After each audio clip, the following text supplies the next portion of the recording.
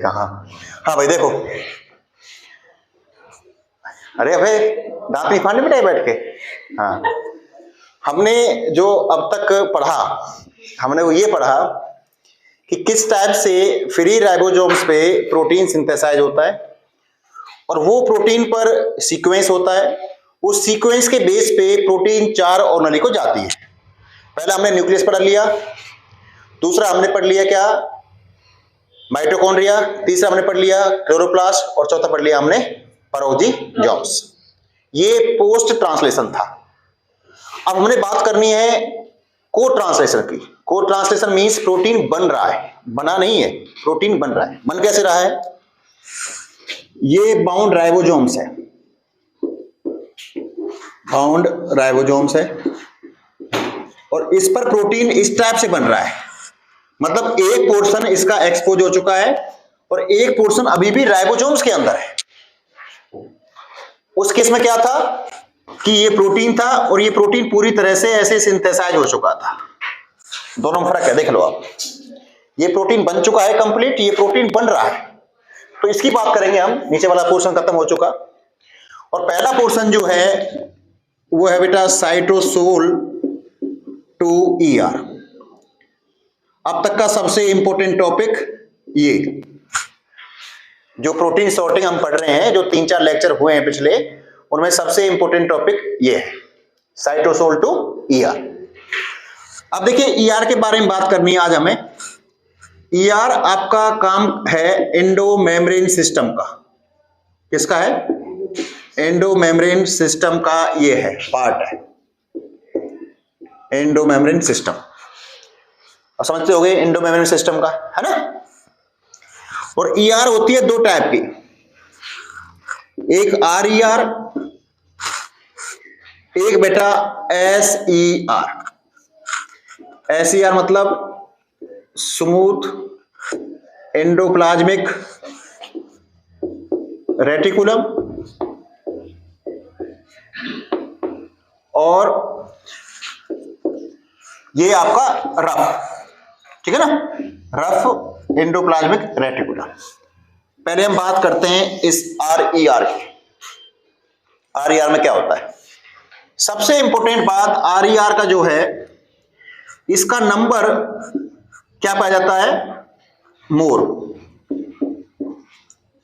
In sales.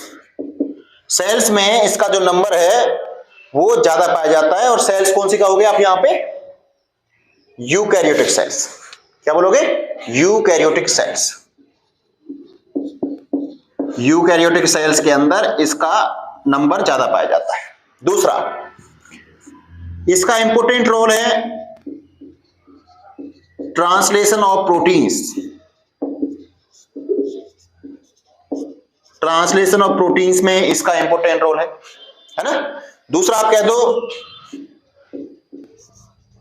Synthesis of protein. बात एक ही है लेकिन फिर भी लिख लो, सिंथेसिस ऑफ प्रोटीन में भी इसका इंपॉर्टेंट रोल है, ठीक है।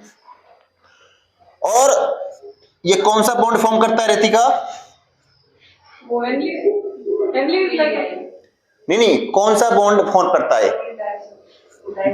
Disulphide bond. यस, ये आपने पढ़ रखा है, आप याद रखो बेटा। डाइसल्फाइड बॉन्ड जो है ये फॉर्म करता है, ठीक है। डाइसल्फाइड बॉन्ड मींस प्रोटीन्स, उनके बीच में जो बॉन्ड होता है वो क्या है? Disulphide. Peptide bond, disulphide bond, है ना, समझते होगे। और जो डाइसल्फाइड बॉन्ड फॉर्म होता है वो होता है पीडीआई की हेल्प से। पीडीआई मतलब प्रोटीन डाइसल्फाइड आइसोमरेज।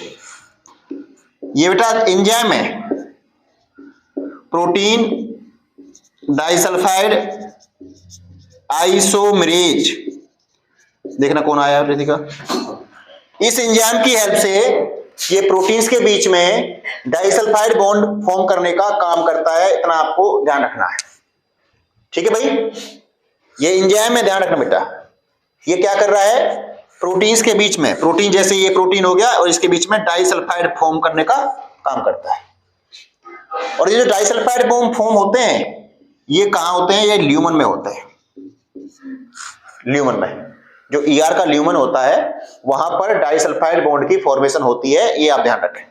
ठीक है, सबसे इंपॉर्टेंट और जो आगे आएगा और बार बार आएगा, N linked glycosylation. N linked glycosylation कहां होता है? RER में। एन लिंक्ड ग्लाइकोसाइलेशन कहां होता है? RER में। ठीक है, अब ये देखो ये होता क्या है एन लिंक्ड। एक ये प्रोटीन है, ये इसका एन टर्मिनल है, ये इसका सी टर्मिनल है। ठीक है, अगर एन टर्मिनल पे कार्बोहाइड्रेट्स अटैच हो, क्या अटैच हो? कार्बोहाइड्रेट्स। ये कार्बोहाइड्रेट्स अटैच कर दिए मैंने, कार्बोहाइड्रेट्स। और कितने हो बेटा ये? 14 to 16। 14 to 16 कार्बोहाइड्रेट्स जब प्रोटीन्स पर अटैच होते हैं उस प्रोसेस को हम ग्लाइकोसाइलेशन बोलते हैं। क्या बोलते हैं? ग्लाइकोसाइलेशन। और कहां हो रहे हैं? एन पे, तो इसलिए आपने क्या बोल दिया? N linked glycosylation. आज का बेटा समझ में आ गया? जब किसी प्रोटीन के एन पोर्शन पर कार्बोहाइड्रेट्स अटैच होते हैं और वो कार्बोहाइड्रेट 14 से 16 होते हैं, उस प्रोसेस को हम ग्लाइकोसाइलेशन कहते हैं। और एन पोर्शन पे हो रहा है तो हमने उसको क्या बोल देंगे? N linked glycosylation. अगर बाई चांस सी पोर्शन पे हो, सी पोर्शन कितना होगा? 2 to 4, उसको बोल देंगे हम ओ लिंक्ड ग्लाइकोसाइलेशन। ग्लाइकोसाइलेशन ये ER में नहीं होता, ये होता है बेटा गोल्गी बॉडीज में। ये गोल्गी बॉडीज में होता है। ठीक है ना, ये बाद में बात करेंगे, हम तो ER की बात कर रहे हैं यहाँ पे। ठीक है, ये भी आप इसको अच्छे से जो है वो ध्यान रख लें। एक और ध्यान रखें, इसका जो RER होती है ये प्रोटीन्स को सीक्रेट आउट करने में भी इंपॉर्टेंट रोल प्ले करती है। तो लिख देता हूं मैं, secretion of protein. Secretion of proteins. Proteins को सीक्रेट करने के लिए भी इसका इंपॉर्टेंट रोल जो है वो आता है। किसका? RER का। सबसे important role N linked glycosylation. दूसरा डाइसल्फाइड बॉन्ड फॉर्मेशन कहां पे होता है? ल्यूमन में। किस एंजाइम के द्वारा? PDI एंजाइम के द्वारा। प्रोटीन सिंथेसिस में सबको पता है, सीक्रेशन में, है ना। ये सारी बातें आपको इसमें पता होना चाहिए। ये किसके बारे में है? RER के बारे में ये हो। आगे देखो अब SER। जब SER की बात करते हो, सबसे पहला फंक्शन इनका जो नंबर होता है वो क्या होता है? आपका लेस होता है। नंबर क्या होता है इसका? लेस होता है, ये ध्यान रखें, है ना, लेस इन नंबर। ये चीज पता होना चाहिए आपको। दूसरा, ये प्रेजेंट होती है कहां पे? हेपेटोसाइट सेल्स पे। क्या होती है हेपेटोसाइट सेल्स? लीवर सेल्स, है ना। लीवर पे क्या करती है? Lipid synthesise. दीपक? यस, कौन बोला भाई? हाँ, रुचिका। हेपेटोसाइट सेल्स पे SER प्रेजेंट होती हैं लीवर पे, जिसका मेन रोल होता है किसमें? डिटॉक्सिफिकेशन, है ना, डिटॉक्सिफिकेशन। तो ये प्रेजेंट होंगी आपको लीवर पे, और जो मेन रोल है वो क्या है? डिटॉक्सिफिकेशन। डिटॉक्सिफिकेशन मतलब क्या हुआ? जो अनवांटेड मटेरियल है, अनवांटेड, उसको बाहर सीक्रेट करना, है ना। यही काम हो गया इसका, किसका? हेपेटोसाइट सेल्स का। और ये आपको ध्यान रखना है SER प्रेजेंट होती है, ये पता होना चाहिए। लीवर सेल्स में जो SER होती हैं, इनका रोल होता है लिपोप्रोटीन सीक्रेशन में या सिंथेसिस में। Lipoproteins synthesis. ठीक है रुतिका? लिपोप्रोटीन्स क्या है? Lipoproteins lipid plus proteins. तो इनकी सिंथेसिस में भी इन SER का बहुत बड़ा रोल होता है। मेनली कहां पे? हेपेटोसाइट सेल्स पे इसका होता है, ध्यान रखना। ठीक है, और यही लिपोप्रोटीन्स का एग्जांपल आप पढ़ चुके हो। कौन सा? LDL। समझ गए?